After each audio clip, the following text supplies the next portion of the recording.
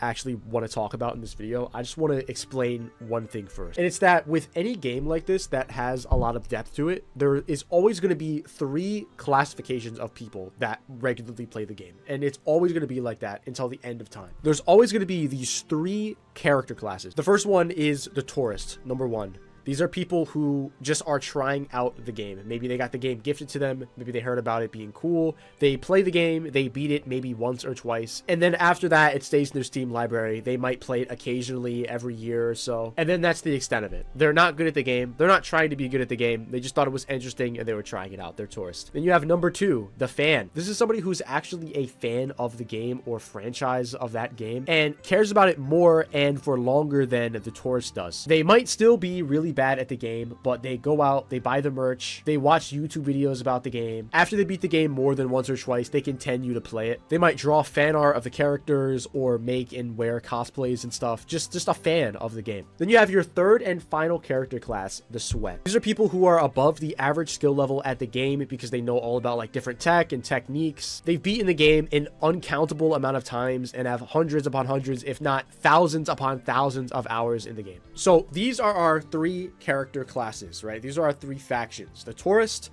the fan, and the sweat. Now, what the problem is on Twitter specifically, I don't know why only on Twitter, we're having a massive civil war that's happening where the sweats are attacking the other 2 factions, right? It's like a cold war. The sweats have started a civil war and are attacking inward and being super cruel to the fans and the tourists. Oof, some of these posts is you can smell the people in this one.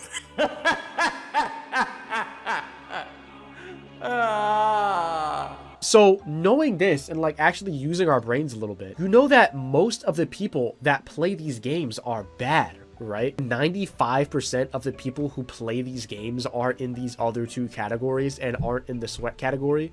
These are quite literally the people that are keeping the game alive. So to like go on the internet and insult somebody like this just shows like just low intelligence. People complain that there hasn't been a new Devil May Cry game in so long, but then when people buy a whole bunch of merch for the game and play it regularly and show interest in it, they get angry. It's like, what the fuck? Like, this is just like low IQ stuff. Alright, so I'm gonna make a real talk. What do I think of Devil May Cry gatekeeping?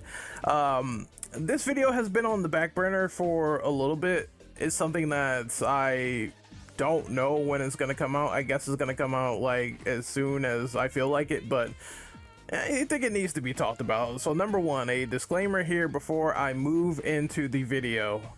I don't have a problem if someone is corrected in a healthy manner. I believe that is kind of important. If someone tries to basically say something that is readily incorrect, doesn't make sense. For example, I had situations where people said the skills don't matter in Devil May Cry. The skills aren't important. When I'm just like, the skills offer up a plethora of moves for you to learn and experience and understand for yourself. So if you're saying that the skills don't mean anything, you're not paying enough attention to the game. You should try to go to the store and learn and understand and incentivize. And I mean, now there's a training mode, so there's less of an excuse to learn the game. You don't stop learning until you die. That is my main thing. I think those types of individuals are kind of irksome when you're trying to educate them and teach them on the game and the philosophy of the mechanics, and they're basically like, let's just spit in your face because none of this means anything to the game. It is relevant, but that's what the game is kind of trying to teach you in the beginning, as you get orbs and they tell you the description, and as you go to the divinity statue, you need to apply moves. And I think it is important to the game. I think in a healthy manner, you can say, yo, check out the store. That's fine. On the other hand, there is 3 subsects of people, which I'm going to name. Number 1, I stole this from Zero, by the way, who does DMC content. I'm going to try to summarize this, but there is the tourist, who is the newcomer to the franchise, who really hasn't played the games for the first time and they're trying to get into them. Then there is the fan, who has been a fan of DMC for quite some time. They probably beat a couple of games, but they don't have like super copious hours. They might go back and play them. They might do cosplay. They might dress up. They might know a little bit more than the tourist itself, but they are not like super sweaty individuals that played the game for like copious amounts of hours. Then there is the Omega fan or the sweats. These are DMC pros. These are folks that could pull off like dongery combos. They've played for like thousands of hours. They may have platinums out the wazoo. These are upper echelon DMC players who might have a little bit of a tinge of protective factor to the franchise itself. Whenever you talk to them, you could see it, etc. But people do work differently. There are pros I've seen that are readily helpful too, and then there's like another side of the coin, which I'm holding a fucking quarter in my hand right now, just like Two-Face from fucking DC. The other side of the coin, as I slam this down, is the asshole elitist side. If you can't do inertia, you are a shit player. If you can't do this, you are a shit player. Why are you playing on easy automatic, etc.? The super judgmental asshole. I'm going to say this for the record. I've seen the civil war between all of these factions, and mostly the super sweaty side attacking people. Oh, you know nothing of DMC. We need to gatekeep the fuck out of these people because they may like the new Netflix anime. Look, it's fine if you like that show. I like the show as well, but what I'm seeing as well is people being interrogated for liking the show, and we have to pull up our credentials on the last video because once again I've beaten every singular Devil May Cry. So I don't think that the people who do like this show and they happen to be a DMC fan, I don't think they need to be interrogation checked. I can personally understand being protective of something that you love near and dear.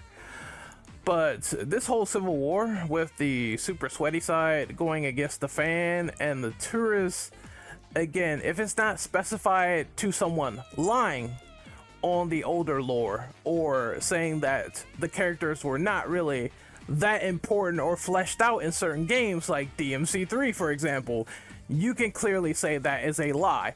But if it's someone who simply says, I like the anime, and you decide to do a trophy check on them, then that just screams insecurity and isolating people over what? Over nothing.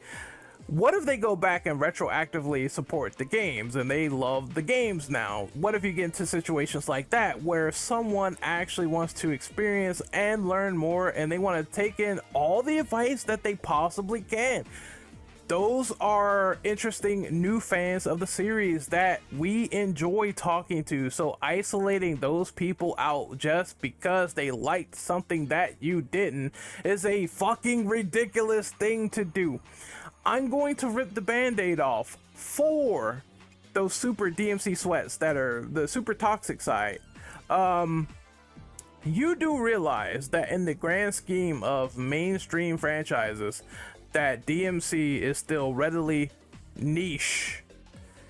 This is gonna hurt, but the truth hurts, and I love DMC as much as the fucking grass grows on the ground, but you have to understand that compared to God of War sales wise, DMC doesn't even hold a candle to that. It doesn't hold a candle to Capcom's in-house franchises that are readily important, which is why we always see entries of that and not DMC. It is not a Resident Evil. It is not a Monster Hunter. It is not a Street Fighter.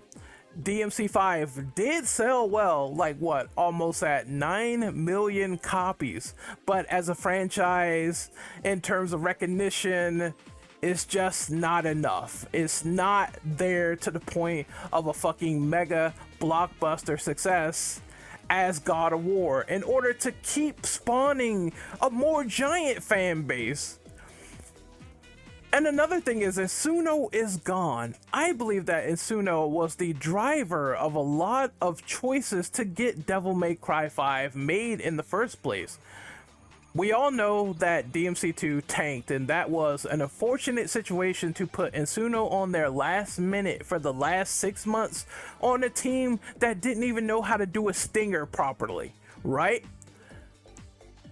DMC2 still had the goodwill of DMC1, which is why it sold well, right? It sold like, what, 2 million or whatever? I know DMC3 Vanilla sold less than that, but once again, the company has sales expectations, etc. So Capcom was fine with it at the time for what they expected, because they knew that the franchise at the point of DMC3 took a hit with DMC2, so they had to come back swinging, or else the franchise would have been dead for a plethora of years. And the funny thing is, that's exactly what happened with the reboot when that came out, and there was that long gap between DMC4 and DMC5, and you have to take a lot of factors into franchise decay at the time. If a franchise like stagnates between 10 to 20 years, right, the time has changed. A lot has to be taken into consideration. They were going to recast a lot of the old actors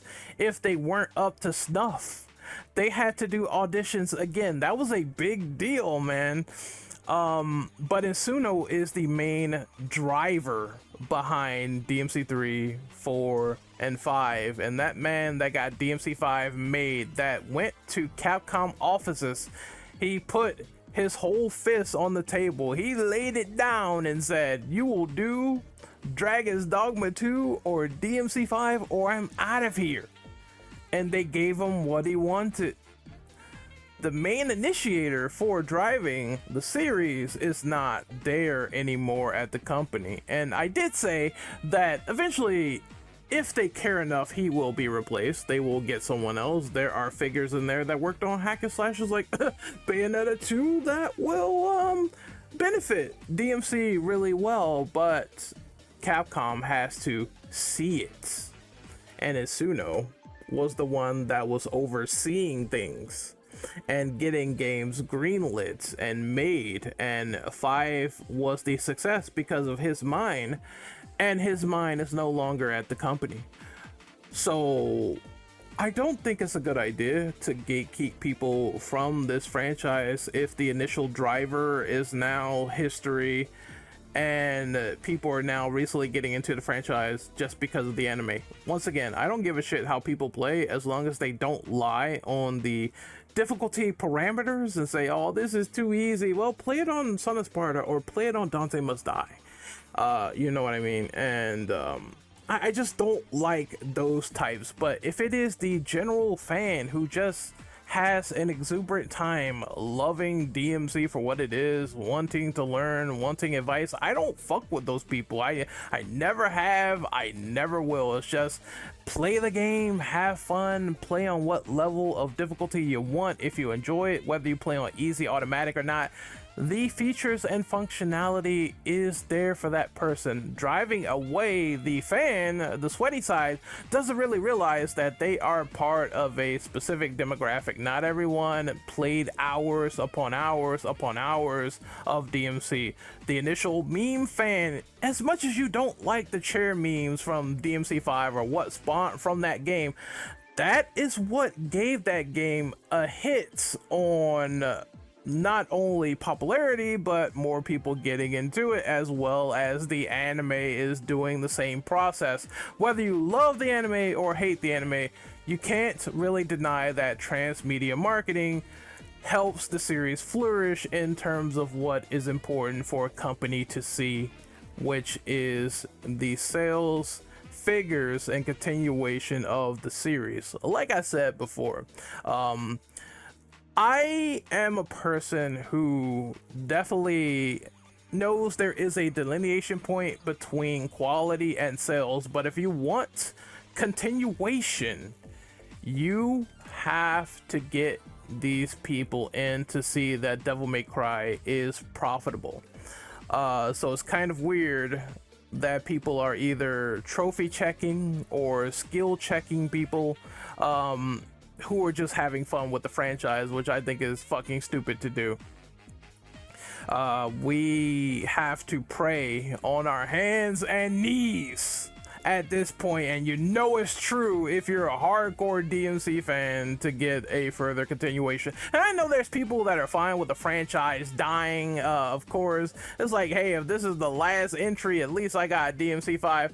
That's fine. But in my personal opinion, there is a lot of untapped potential for Devil May Cry, and I would rather it continue than to die out. Because again, you look at all the treatment. Again, I'm a DMC fan and a Resident Evil fan. You look at all the treatment RE has gotten. What DMC hardcore fan wouldn't want that in the first place? Like, what the fuck? Okay, like, damn, I wish I could have a remake of DMC 2 and DMC 1 to fix that game up readily. I wish I could have further continuations and sequels and expansion of media.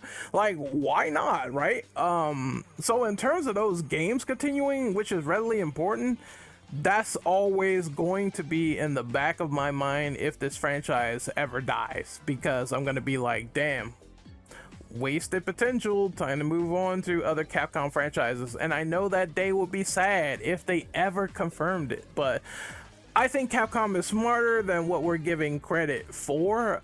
Hopefully it doesn't take another 10 years, but again, Insuno, Matt Walker being gone, it feels like the shining beacons of DMC 5 that made us promises saying that the next sequel isn't going to take like 10 years.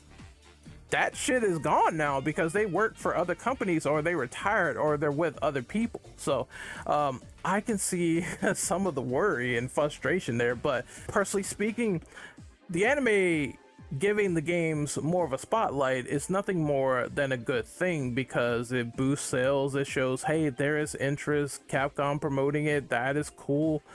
Let's just cool our jets on some of the crazy shit like attacking Johnny, or going after someone for making a meme joke of their merchandise and saying, oh, you are just a dumb vapid consumer because you are a woman. I do also believe that this is a symptom of Twitter once again, so that place is something that turns people's brains into mush. It turns them into some of the worst people I think I could imagine in the gaming communities. And this is typical of a symptom of a game franchise starting to get mainstream, because civil wars are bound to happen no matter which way you slice it. I want to leave this video on a bit of a reflective note. I missed the times where we all were just marking out about Devil May Cry when Devil May Cry 5 was first announced. There were people who were like, oh, who's Nero? Who's Dante? Who are these characters? I want to get into this and play this. This gameplay looks absolutely astonishing. It looks peak. And then there was the upper echelon side who was like, oh shit, Nero, Dante, Devil Trigger, let's go. This shit is the most fucking hype thing I ever seen, and that whole excitement, that full course meal, is something that we are indeed missing nowadays, because there is a void left there, and frustration and hostility has gotten to an all-time high these days. And there's not a level of understanding anymore, which a lot of people aren't really bringing up or talking about with this community. The level of understanding for Devil May Cry has diminished because of not only the gatekeeping, but the sense of understanding and trying to reflect and advice and, you know, misinformed opinions. And I would even say grifting is also another factor into why people are gatekeeping others, because Brukaru, once again, a woman DMC player, people gatekeeping women on Twitter because of their ideologies and beliefs and some of their weird creepy vibes. I mean, it's something to be expected as well. But once again, I'm an intermediate player. I'm not going to shun anyone that doesn't need to be shunned. If you are a fan who wants to learn advice or learn more about DMC or get educated on the lore about the games, Dante, the Order, what they established, how they changed the timeline up, just more than enough, because they definitely changed it from 3-1 4 and 2, then I will definitely talk to you about all that, as well as the reboot, you know, my opinions. We're gonna make more Devil May Cry content for reviews, and you can definitely come here, check out my older videos, and I will tell you how I think of the series as well. Once again, this is Renegade Operative, and I'm hoping for the best. I'm hoping things do get better, and if you are a fan of DMC that feels ostracized by other people, or you were interrogated by other people simply for saying, hey, I kind of dig this anime, then don't worry, I'm not gonna treat you the same here. We can talk it up in the comments, and anything you want to know constructively, I will tell you once I get that question and receive it. Until then, you guys take care of yourselves out there. You guys be cool devil hunters, and I will see you guys next time. Later.